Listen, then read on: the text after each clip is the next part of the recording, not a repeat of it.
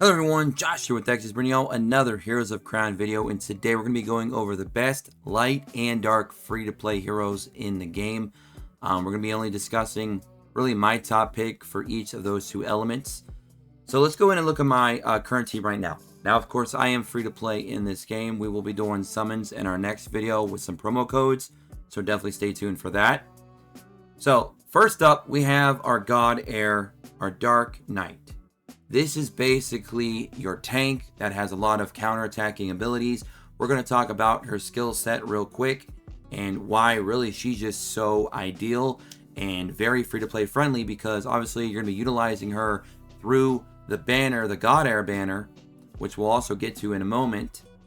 So let's go and talk about her skills first and foremost. All right. Dark Knight Oath. Now keep in mind these numbers for the modifiers will vary depending on what level you have them at. Mine right now are 3, 3, and 2. Then of course we have the additional skill here as well. So Dark Knight Oath. AoE shield. The Dark Knights will never perish as long as you all live on. I mean, that's the point of a tank, right? You want your tank to keep everybody alive. Lucia protects her companions in the face of death with her unwavering faith. Apply Silent Barrier to all allies and heal them based on Lucia's max HP, 10% plus 5% times Mark of Silence stacks. Excess healing will be converted into an HP shield. Silent Barrier increases damage by 10%, damage reflection by 10%, and reduces damage taken by 10% for 3 rounds. This effect cannot be purged. That right there is very excellent damage mitigation and protection for your team. You definitely want that. I mean, that's obviously what you're wanting in your tank, is to be able to keep your units alive. You want that survivability. Mark of Silence. For every stat, gain 3% damage reduction up to a maximum of 5 stacks. That's going to be another 15% damage reduction, which is massive. This effect cannot be purged and lasts until the end of battle. HP shield. If you do get the excess to convert, the HP shield can stack with other shield effects. That's also very important. If you're running other units that can also apply shields, this is stackable on top of that. Other shield effects are prioritized when absorbing damage. HP shield will last for 3 rounds and cannot be purged. So that's an excellent ability. That of course is level 3. Silent Hunt single target buff. Wild beasts often remain silent before they completely annihilate their enemies. After taking damage, Lucia gains a stack of Mark of Silence. When a new battle round starts, Lucia will place a Silent Fortify effect on an ally with the highest attack if the effect already exists on a different target. It disappears from that target. Basic attacks and counterattack will deal extra damage based on Lucia's max HP, 5% times Mark of Silence stacks, up to a maximum of 25% of Lucia's max HP, dealing at least 5%. Now, because she is a tank, you can build her with lots of HP, which is very beneficial to her for absorbing damage, but also dishing it out. Mark of Silence. For every stack, gains 3% damage deflection up to a maximum of 5 stacks. Reduction. This effect cannot be purged and lasts until the end of battle. We've already talked about that, just want to kind of reiterate. Silent Fortify. The Dark Knight will receive 100% of the damage taken by the ally with the Silent Fortify effect. Only shares damage, not the negative effects. Some damage cannot be shared, such as burn or bleed, so basically a dot. The Dark Knight will receive the damage taken even when controlled. This effect cannot be purged. Now, keep in mind, if you make her your highest invested into a unit, which means she's probably going to have your highest attack, that's going to kind of muddy the waters a little bit with that ability really benefiting you. So you definitely want to kind of pay attention to your numbers a little bit when you're looking at your units with the highest attack. Now, just seeing your highest attack stat from the hero panel here, like let's take a brief moment. Look, we have 200 attack here on our Lucia. We could have another unit that's at around 170, 180k. That does not mean in battle, Lucia will still have the highest attack, because that other unit could have built-in buffs to increase their attack even higher beyond that when in battle. So keep that in mind. You just want to kind of look around and play with the numbers a little bit and try to get the setup that you want to work best with Lucia. All right, now let's look at her skill 3. God Heir, Return of the Undead. And I do apologize for my voice, guys. I'm still a little bit under the weather. I'm still going through it, so I do apologize. Lucia reverses fate and returns from the underworld with a God Air Blessing ability. Increases HP by 60% and attack by 30% upon entering battle. Lucia will cast God Air Barrier Light Aura. All allies gain 8% damage reduction. Lasts until the end of battle. Cannot be purged. She's just providing your team with so much damage mitigation. It's crazy. Now last up. Frigid Unsheath. Tolerance doesn't equate to cowardice. As leader of the Vatican's Dark Knights, Lucia has 20% damage mitigation and is guaranteed to counterattack after being hit. Now, those counterattacks are what really makes this unit just over the top. She's already providing you with damage mitigation. She can already scale a lot of damage and protection on her HP, which you're going to be able to get very, very high. And now she can also grant counterattacks, which means you're going to be doing so much chip damage just over and over and over and over and over again. It's actually an incredible thing.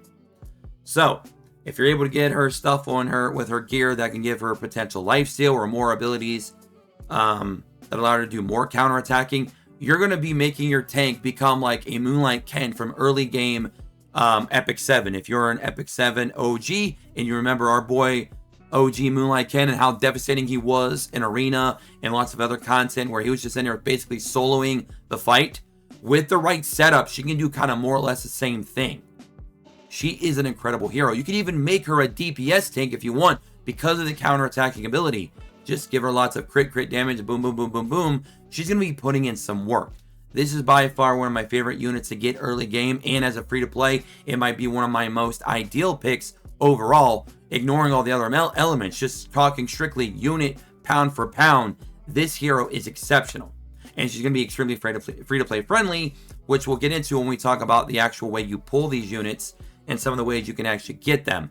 Now, let's go ahead and move on over to my pick for the light heroes. Now, the light heroes, you could kind of go two different ways. And you can see here, I've actually built both of them up.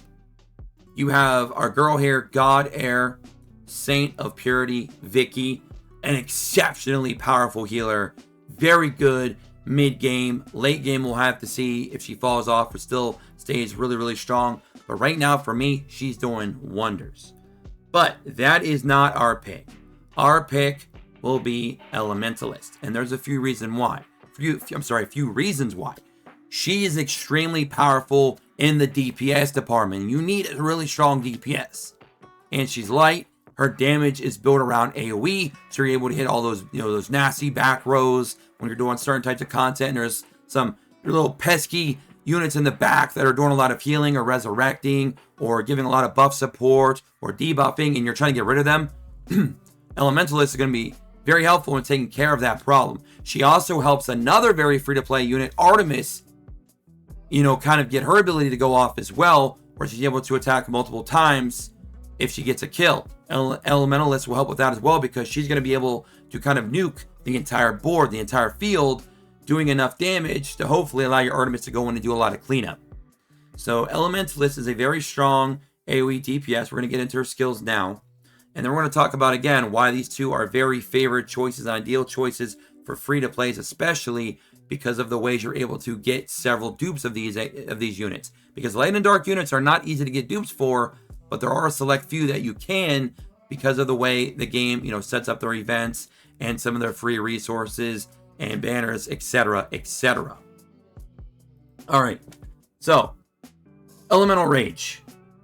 Grail unleashes her full arsenal of spells and induces an elemental rampage and inflicts damage equal to 131% of her attack to all enemies. Also, there is a 21% chance to stun enemies, which is maybe the most important part of that, because there is some content out there where being able to cheese through it sometimes can really be beneficial to a free-to-play, because you're going to get stuck often when you get to that mid and end game because you are free-to-play. You can't buy your way through it. You can't get through that barrier by just swiping.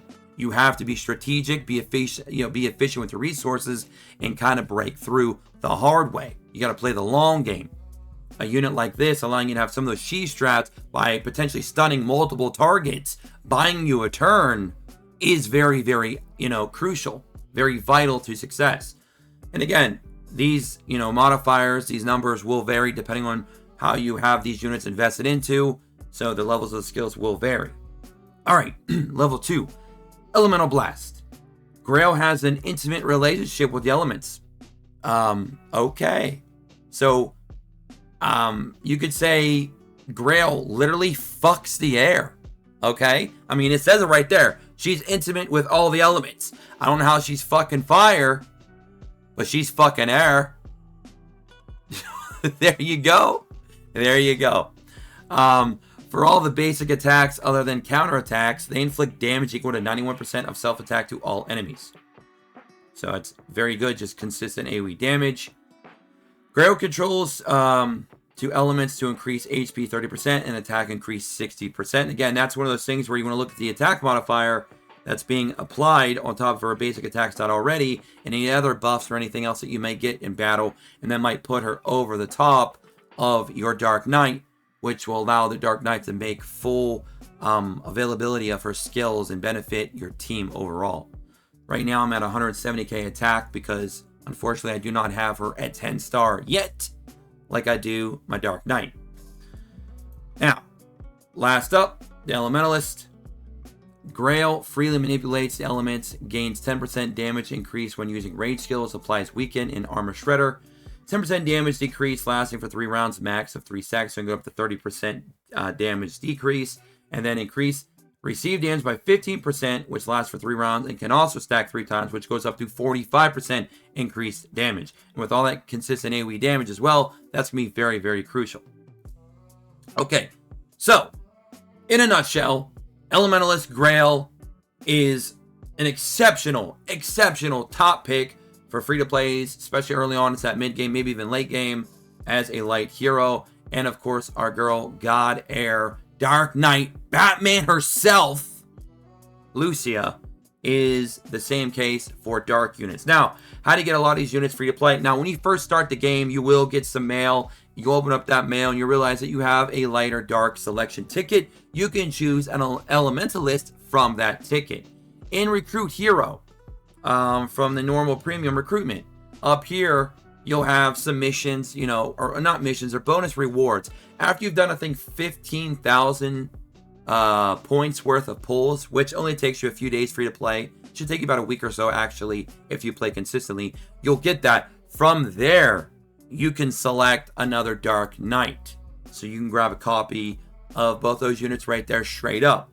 Now, when you unlock the God Air Recruitment after 100 pulls in the premium, you can then select your wish units.